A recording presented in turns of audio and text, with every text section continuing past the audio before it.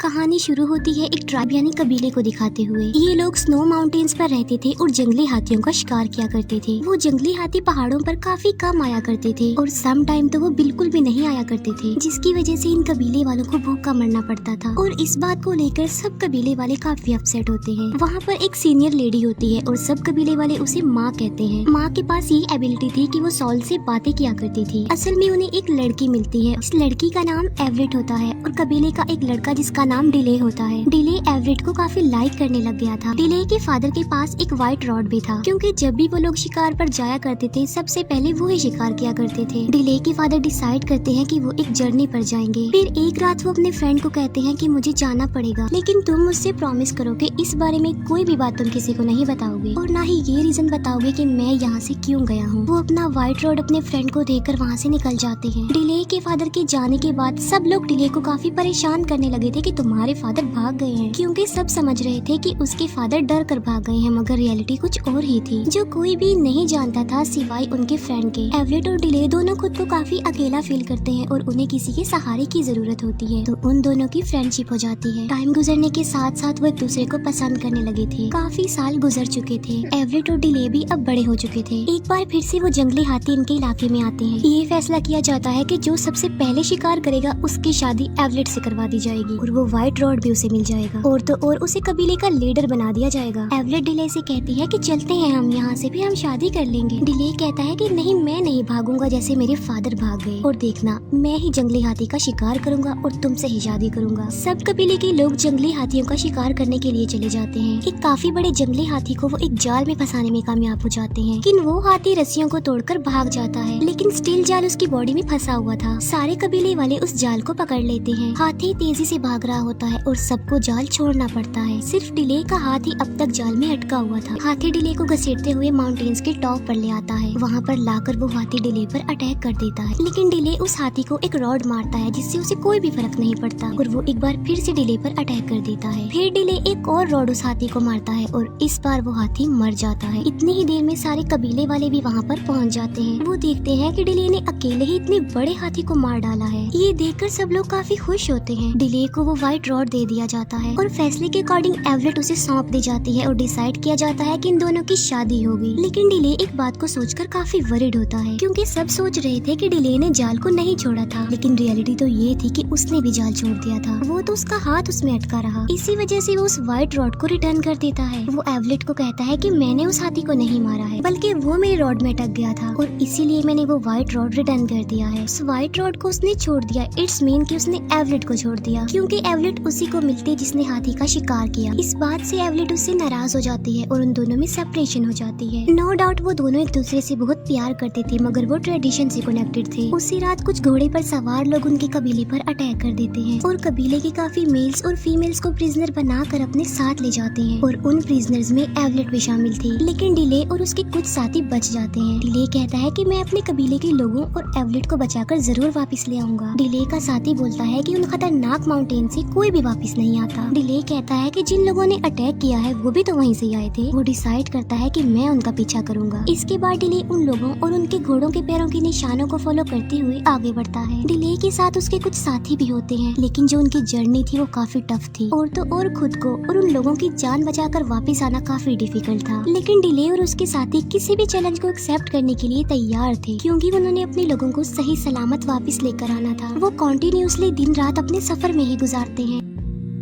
ये माउंटेन्स की दूसरी साइड पर पहुंच जाते हैं जहाँ से जमीन स्टार्ट हो जाती है। डिले और उसके साथी आगे बढ़ते हैं और वो एक जंगल में पहुंच जाते हैं, जहाँ उन्हें अपने कबीले के सभी लोग और एवलेट नजर आ जाते हैं, जिन्हें प्रिजनर बनाकर कहीं पर ले जाया जा रहा था। रात के टाइम डिले एवलेट और अपने कुछ साथियों को छुड़ा लेता है, लेकिन वो लोग जिन्होंने इन्हें प्रिजनर बनाया था वो इन्हें दोबारा से पकड़ लेते हैं। डिले के एक साथी को इंजर्ड भी कर देते हैं और वो लोग डिले के कबीले वालों को आगे लेकर बढ़ जाते हैं। डिले अपने इंजर्ड साथी को खींच कर ले जा रहा होता है। थोड़ा आगे जाने खाने के बाद इन्हें भूख लगने लग जाती है, इसीलिए डिले शिकार पर चला जाता है। लेकिन डिले एक डिज में फंस जाता है जहाँ पर पहले से ही बहुत सारे एनिमल्स फंसे हुए थे। वहाँ पर एक शेर भी फंसा होता है जो काफी बड़ा होता है और काफी खतरनाक होता है, और ये बातें करने वाला शेर था। वहाँ पर बारिश होने लगती है और शेर डूबने लगता है, लेकिन शेर के डूबकर मरने से पहले ही डिले उसे आजाद करवाने का फैसला कर लेता है। डिले उस शेर को कहता है कि मैं तुम्हें आजाद करवा दूंगा, लेकिन उसके लिए एक शर्त है, और वो ये कि तुम मुझे नहीं खाओगे। डिले उस शेर को आजाद कर देता है और बात के मुताबिक वो उसे बगैर खाए ही वहाँ से चला जाता है। डिले भी उस डिच से बाहर आ जाता है, अपने इंजर्ड साथी के पास आ जाता है। वो डिले को बताता है कि कल रात मैंने यहाँ पर चिल्लाने की आवाजें सुनी है, और ये दोनों उसी डायरेक्शन की तरफ चले जाते हैं जहाँ से चिल्लाने की आवाजें सुनी गई थी। वहाँ जाकर इन्हें पता चलता है कि उस गाँव पर कल रात किसी ने अटैक कर दिया था। जब ये लोग वहाँ पर जाते हैं तो वहाँ के कबीले के लोग इन्हें घेर लेते हैं। वो कबीले के लोग उन लोगों को बस मारने ही वाले होते हैं कि तभी वहाँ पर वो शेर आ जाता है जिसे डिले ने बचाया था। उस शेर को देखकर उस कबीले के सब लोग डर जाते हैं। वो शेर डिले की तरफ बढ़ता है। डिले उसे कहता है कि मैंने तुम्हें बचाया था, क्या तुमने मुझे नहीं पहचाना? वो शेर डिले को बगैर कोई नुकसान पहुँचाए वहाँ से चला जाता है। उस कबीले के लोग ये सब कुछ देखकर काफी हैरान रह जाते हैं। वो डिले और उसके लोगों को अपने साथ ले जाते हैं, उनकी मेहमान नवाजी करते हैं, उन्हें खाना खिलाते हैं। डिले उसे पूछता है कि तुम हमारी लैंग्वेज कैसे जानते हो? जिस पर वो कहते हैं कि काफी अर्सा पहले एक आदमी यहाँ पर आया था, और वो आदमी यहाँ पर कोई सेफ जगह देखने आया था, और उसी आदमी से ही हमने आप लोगों की लैंग्वेज सीखी। यहाँ पर हमें पता चलता है कि वो आदमी कोई और नहीं बल्कि डिले के फादर थे। डिले उन लोगों से पूछता है कि इस वक्त वो आदमी कहाँ पर है? वो बताते हैं कि उस आदमी को डीमन सॉल्स अपने साथ ले गई हैं, और हमारे भी कुछ लोग उसके साथ हैं, और वो एक ऐसी जगह है जहाँ से आज तक कोई भी वापस नहीं आया बचकर, लेकिन अब तुम ही हो जो हमें वहाँ पर ले जाओगे। डिले पूछता है कि सिर्फ मैं ही क्यों? वो कहता है कि हमारे प्रेडिक्शन के मुताबिक हमारे पास एक आदमी आएगा जो शेर से बातें करेगा। वो आदमी हमारे लोगों की जान बचाएगा। उस कबीले के लोग आसपास के सभी कबीले वालों को ये इन्फॉर्मेशन देते हैं कि शेर से बातें करने वाला आ गया है। डिले का एक साथी उसे बताता है कि मैं तुम्हें आज एक बात बताता हूँ, और वो ये कि तुम्हारे फादर किसी से डर के नहीं भागे थे। वो अपने कबीले के लोगों की जान बचाने के लिए सेफ जगह ढूंढने के लिए निकले थे, ताकि हमारे लोगों को भूखा न मरना पड़े। डिले उससे पूछता है कि तुमने मुझे ये बात पहले क्यों नहीं बताई? वो कहता है कि तुम्हारे फादर ने मुझे मना किया था कि ये बात किसी को भी नहीं पता लगनी चाहिए, क्योंकि अगर कबीले वालों को ये बात पता चल जाती तो वो सब की सब एक एक करके उस जगह को छोड़कर भागने लगते। इसीलिए उन्होंने मुझे ये कहा था कि मैं इस बात को सीक्रेट रखूं। फिर डिले के साथ वो कबीले के लोग भी माउंटेन्स की तरफ बढ़ते हैं। वो लोग रिवर तक पहुंच जाते हैं और बोट्स में बैठकर आगे बढ़ते हैं, लेकिन डिले और उसके लोग आगे नहीं जा सकते थे क्योंकि उनके पास बोट्स नहीं थी। इसीलिए वो डिसाइड करते हैं कि वो पैदल ही अपना सफर तय करेंगे। लेकिन पैदल सफर करना काफी मुश्किल था, क्योंकि वो एक काफी बड़ा डेजर्ट होता है जहाँ पर उन्होंने सफर करना था, और उन लोगों से पहले कोई भी उस डेजर्ट को पार नहीं कर पाया था। लेकिन डिले कहता है कि हम इस डेजर्ट को पार कर लेंगे, अपने लोगों को आजाद करवा कर ले आएंगे। इसीलिए ये लोग अपनी मंजिल के लिए आगे बढ़ जाते हैं। काफी दिनों सफर कर लेने के बाद फाइनली ये डेजर्ट की उस तरफ चले जाते हैं।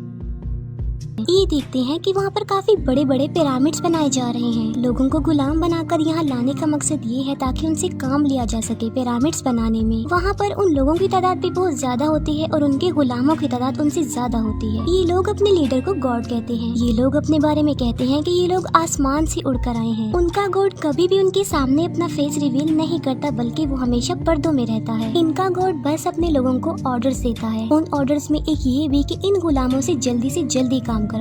डिले और दूसरे कबीले का सरदार जो कि डिले का साथ देने के लिए यहाँ पर आया था, ये दोनों मिलकर गुलामों के टेंट में चले जाते हैं। इन लोगों के सामने एक आदमी को लाया जाता है जो कि ब्लाइंड था। वो आदमी डिले को बताता है कि 3 में से सिर्फ एक गॉड ही जिंदा रह गया है। डिले पूछता है कि उसे कैसे मारा जा सकता है। वो कहता है कि गॉड डरता है एक ऐसे इंसान से जिसकी बॉडी पर एक खास किस्म की निशानी होगी, और वो निशानी ऐसी है जैसे आसमान पर दिखने वाले विजिबल निशान होते हैं। प्रेडिक्शन के मुताबिक वो आदमी सब कबीले वालों को, सब गुलामों को बचाएगा। डिले से पूछा जाता है कि क्या तुम्हारी बॉडी पर ऐसा कोई निशान है? इस बात का डिले कोई आंसर नहीं करता। डिले को यहाँ पर ये भी पता चल जाता है कि उसके फादर की डेथ हो गई है और उन लोगों ने ही उन्हें मारा है जो उसके कबीले वालों को गुलाम बनाकर यहाँ पर लेकर आ गए हैं। इसके बाद डिले और उसका साथी अपने लोगों के पास आ जाते हैं, लेकिन वो कुछ लोगों की नजरों में आ चुके थे और उन लोगों के बीच में फाइट हो जाती है। इस फाइट में डिले का साथी मारा जाता है। मरने से पहले वो डिले के फादर का व्हाइट रॉड डिले को दे देता है और अब डिले सबका रेवेंज लेना चाहता है। चाहता है। वो सब लोगों की जान बचाना चाहता है, उन्हें आजाद करवाना चाहता है। कुछ लोग देखते हैं कि एवरेट के हाथ पर चोट के निशान हैं और ये निशान बिल्कुल वही आसमान पर दिखने वाले विजिबल निशानों की तरह थे, यानी प्रेडिक्शन के मुताबिक वो निशानी एवरेट में पाई गई। उन निशानों को देखकर सब लोग काफी डर जाते हैं। एवरेट को वो लोग अपने गॉड के पास लेकर जाते हैं, क्योंकि जिसके हाथ पर भी वो निशान होंगे वो लोगों को बचाएगा, उन्हें आजाद करवाएगा। वहाँ के लोग अपने गॉड को बताते हैं कि यहाँ पर एक शिकारी भी आ रहा है इसके पीछे। सुबह को डिले और उसके लोग अपने लोगों के पास जाने के लिए मजदूर बन जाते हैं। डिले के लोग जंग का ऐलान कर देते हैं। वहीं पर जंगली हाथी भी होते हैं जो इधर उधर भागने लगते हैं और वहाँ पर हलचल मच जाती है। गॉड बोलता है कि एवलेट को बाहर ले जाओ, अगर इसके बावजूद भी वो लेबर ना रुके तो बेशक एवलेट को मार डालना। ऐसा ही किया जाता है और एवलेट को बाहर ले जाया जाता है,